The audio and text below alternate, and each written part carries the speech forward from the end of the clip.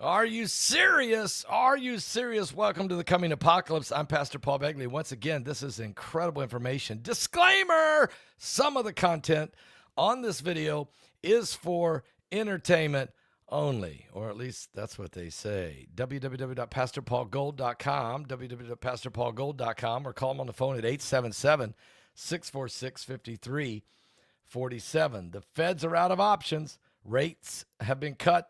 Money printing, balance sheet reversals. They call it policy. Guys, I call it a panic. This is an end game economics where hope is replaced by discipline and the illusion of control finally breaks. They're not cutting rates because things are strong. No, they're cutting because the system is cracking.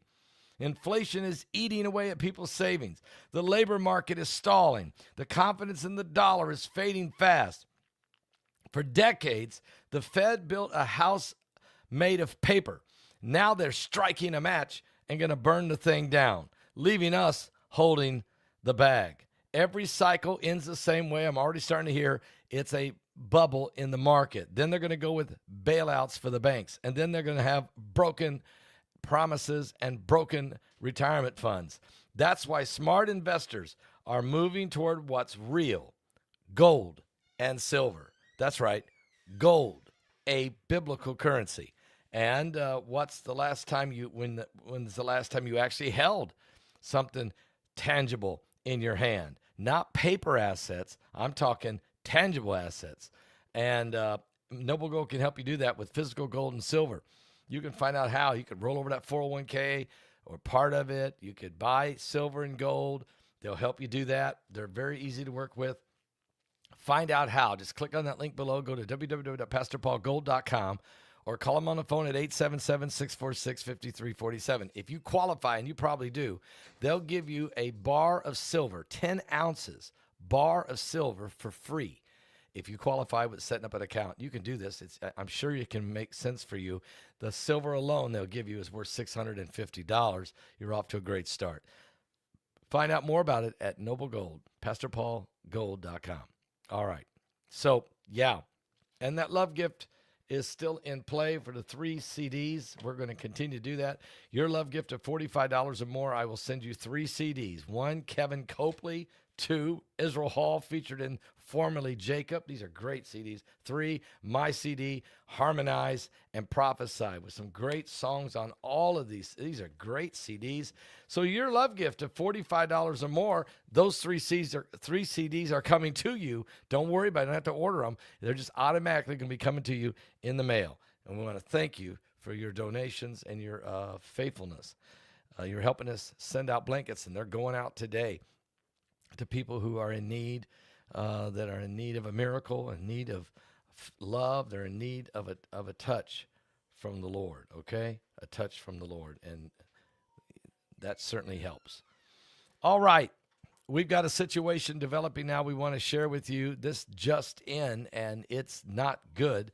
We wanted to confirm and make sure it was true. It is. Iran has been linked. Some of their hackers have hit the United Kingdom. They've hit their power plants. They've hit their water systems. And they've hit the water systems in Minnesota in the United States. Does that shock you? Minnesota? Well, because of the invasion. Basically, guys, you have a radical Islamic invasion of America. This is crazy. So, former top Pentagon officials and Heritage Foundation visiting fellow Steve Pkwy joins Fox and Friends and was starting to analyze what has happened. The Iranian-linked hackers are suspected of forcing a small British power generator offline for 4 days last month. The latest sign that Iran's linked cyber activity may be moving from probing vulnerable systems to causing disruptions, not only in the United Kingdom, but in the United States as well. The Iranian-linked hackers were behind the outage, according to British security officials who spoke with multiple news outlets. To be clear, there was no threat to a wider grid across the country, but one network was hacked. We have one of the most resilient energy systems in the world, according to the United Kingdom Energy Minister Michael Shanks. He described the generator as tiny, but said his department was briefed. The CEOs are following the intrusion on steps they should take to stay off and to make it more secure. The British shutdown came weeks after hackers struck more than 30 community water systems in Minnesota, accessing technology used to remotely monitor and control the pumps and other equipment within these 30 power water plants. Minnesota officials have not publicly attributed the attacks to Iran, but the Pentagon is. They know it is. And the likely culprit is the Iranians. President Donald Trump has publicly rejected that the assessment that Iran has done it, but the Pentagon is confirming it is, together with the incidents that's been putting civilian infrastructure at the center of another front in the conflict between the United States and Iran. And as the military confrontation stretches into its 6th month, relatively small, often lightly defended water and energy facilities offer the hackers a way to cause physical disruption without penetrating a major power grid or striking a military target. These facilities can be especially vulnerable because many rely on internet-connected industrial control systems that allow operators to monitor and manage physical equipment remotely. Once inside, the hackers can interrupt operations, lock out operators, or manipulate controls for pumps and other machinery. In July, there was an alert by the FBI and the environmental protection agencies saying that malicious actors were targeting water and wastewater treatment plants and utilities in 7 different states. But 30 of these attacks were upon the water treatment plants and water plants in the state of Minnesota. So, and because of the recent attacks, it shows us that the state of Minnesota has been compromised. The controllers are affecting the systems used to track water levels, water pressure, pump operations, equipment alarms, and in some communities, equipment was temporarily taken offline while operators restored the system. Iran intends a wider campaign. They're just probing, guys. They're just probing. And the reason they're doing this is because what they're trying to do is figure out how they can do a massive 9/11 attack. Imagine this. Don't want it, but just pray against it. But imagine this. What if Iran was able to poison all the water treatment plants in the United States simultaneously? Imagine that. Or every illegal truck driver that was of Iranian ideology decided to run their semis into the front doors of schools or into shopping malls. Just drive it straight in with oil tankers.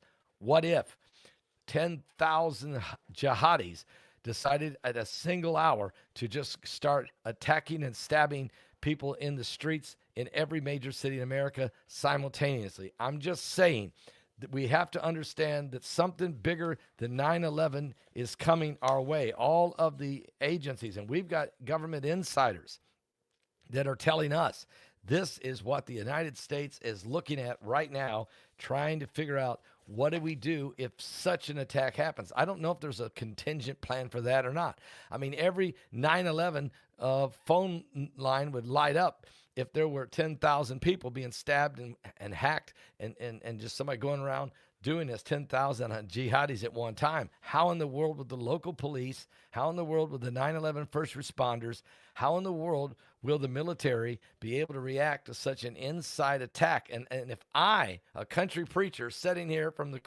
I'm from the cornfields of Indiana, if I can come up with that concept, what in the world are the jihadis thinking about doing?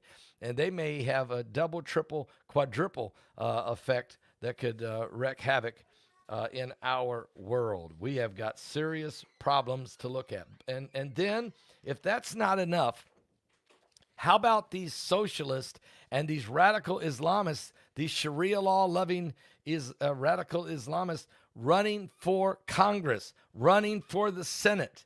The latest guy who's really an idiot, and I say that carefully, but without hesitation. His name is his name, let me get his exact name because I want to get it exactly right. His name is Abdul Muhammad El Sayed of Michigan. The internet is ablaze right now because of his controversial socialist. He's a Senate candidate who won the Democratic nomination to be a senator in the state of Michigan. His name is Abdul Muhammad Al Sayed in Michigan. He has now attacked the second lady, Usha Vance, in taking a dig at the Vice President J.D. Vance's wife, leading some top voices to question how he would treat female staff members if he wins and becomes a U.S. Senator in November. Listen, this guy, Abdul Muhammad Al Sayed, is now attacking the wives of U.S. leaders. What a guy. That's what former Florida State Representative Ben Garber said. Al Sayed, running against Republican former Congressman Mike Rogers, has launched the attack on Saturday after J.D. Vance slammed him for making his statement and how he wants to adhere to Sharia law during a rally in Ohio, suggesting the practice would be completely alien to his grandfather, whom he calls Papa. That's what Vance said. So do we think J.D. is taking Usha with him back in time to meet Papa, or no? El Sayed said, seemingly making a reference to the second lady's Indian ethnicity. El Sayed's campaign did not return a comment when J.D. Vance fired back. Why does Abdul Muhammad Al Sayed just assume that all white Western grandparents are racist? Said Congressman Brandon Gill of Texas in response to the post. If you're a rural white American living in Michigan, just remember, Abdul Muhammad Al Sayed could become your senator. He believes you're a racist. That's what a commentator, Ryan Gerdusky, said in Michigan. This is why there are ads in the primary correctly highlighting how sexist and misogynist that Abdul Muhammad Al Sayed is. And they are running these ads all over X. Democrats are supporting Al Sayed and against Mike Rogers. He has so much contempt for women.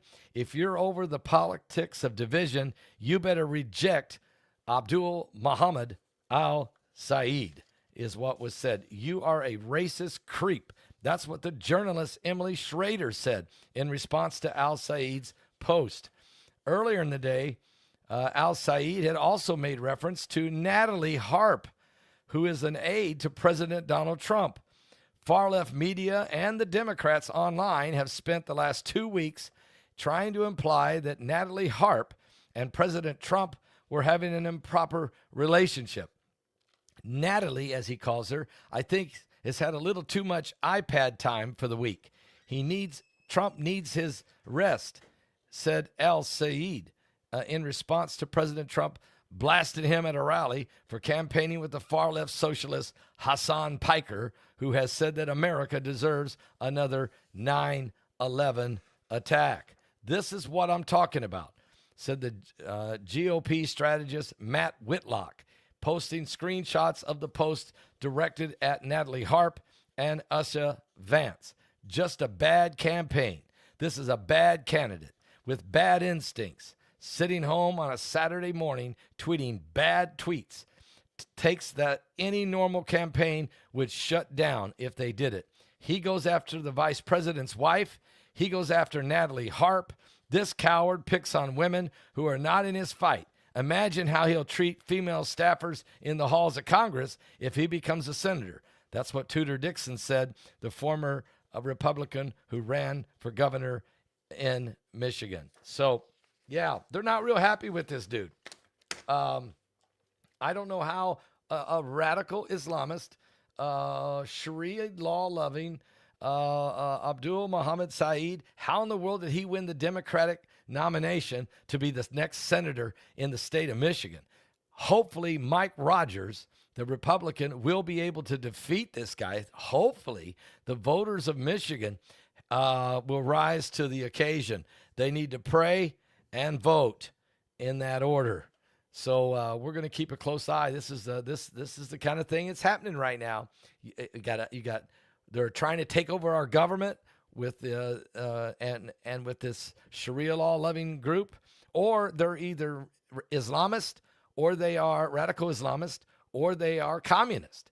And in some cases, like Zohan Mandami of New York City, the little commie, he's both. He loves both. So, I mean, and he's making a mess of New York. So I'm just telling it the way it is. I mean, I'm just calling it out what it is. And what it is an ugly mess. My mama taught me better. I hope yours did.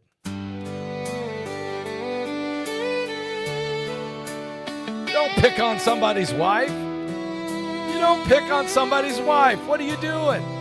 Abdul Muhammad al-Said.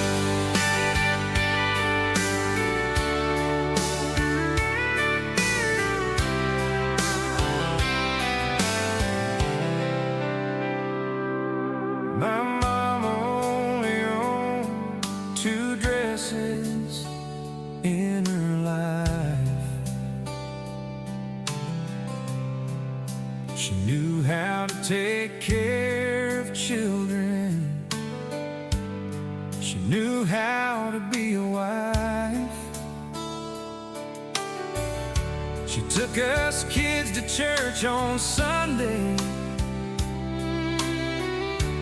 In the pew we could be found,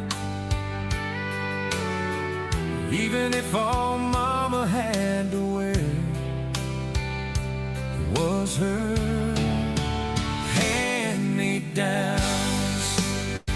Hand-me-downs, a lot of lessons I have learned. Hand-me-downs, how I wish those years I could return.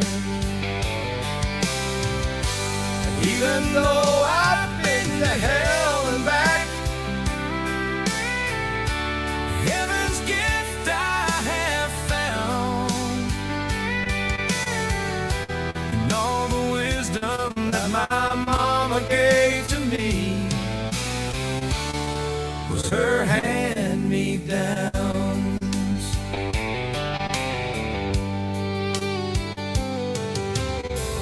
My daddy died on a very cold April day.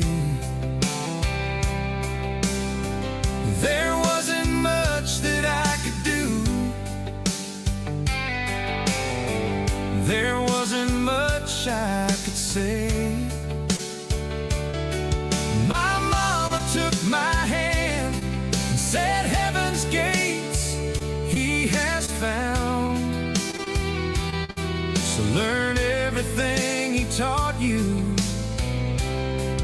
and hand it down. Hand-me-downs, a lot of lessons I have learned. Hand-me-downs, how I wish those years I could return. Even though I've been to hell and back, heaven's gift I have found, and all the wisdom that my mama gave to me was her hand-me-downs. My life will never be the same or ever turn around unless I learn the lesson that my mama handed me down. Hand-me-downs, hand-me-downs, a lot of lessons I have learned. Hand-me-downs, how I wish those years I could return. Even though I've been to hell and back, heaven's gift I have found, and all the wisdom that my mama gave to me was her hand-me-down.